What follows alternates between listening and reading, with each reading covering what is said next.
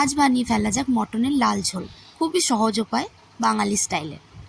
প্রথমে একটা প্যান গরম করতে বসিয়ে দেবো এবং তাতে পরিমাণ মতো সর্ষের তেল দিয়ে সেটা গরম হতে দেব।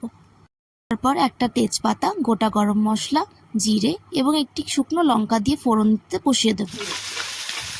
তেলটা একটু গরম হয়ে এলেই আমরা একে একে পেঁয়াজ বাটা, রসুন বাটা দিয়ে ভালো করে তেলের ওপর ভেজে নেব।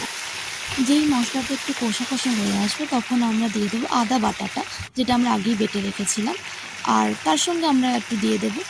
তারপরে 2 চামচ আগে থেকে বেটে রাখা শুকনো লঙ্কা দিয়ে ভালো করে কষিয়ে নিতে হবে মশলাটাকে যতক্ষণ না তেল ছাড়ছে।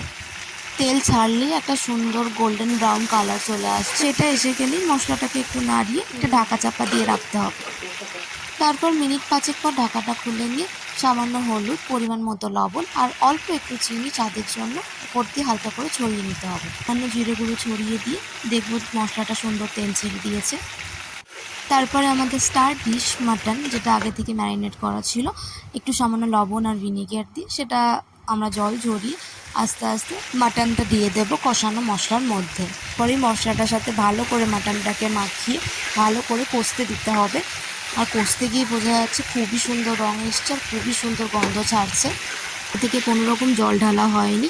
যা জল বেরোবে সেটা মাটন থেকে বেরোবে আর আগে কষিয়ে থাকা মশলা থেকে বেরোবে। লবণ আর হলুদ দিয়ে মাখানো ভেজে রাখা আলু প্রেশার কুকারে দেওয়ার পর আস্তে আস্তে তাতে কষিয়ে রাখা মাটনটা দিয়ে দেবো, কারণ মাটন প্রেশার কুকারে না দিলে একেবারেই গলতে চাইবে না, তখন ছেড়াই যাবে না। মাটনটা প্রেশার কুকারে দেওয়ার পর সামান্য একটু জল দিয়ে যেতে হবে, কারণ প্রেশার কুকারে দিচ্ছি যখন।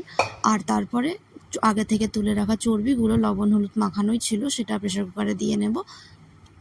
তারপর আর কি প্রেশার কুকারে ঢাকা দিয়ে 4 থেকে 5টা সিটি দেওয়ার পরই আমাদের সুন্দর মাটন কষা রেডি হয়ে যাবে। এবার এর উপর থেকে পরিমাণ মতো বা স্বাদ মতো গরম মশলার গুঁড়ো ছড়িয়ে নেওয়া যেতেই পারে।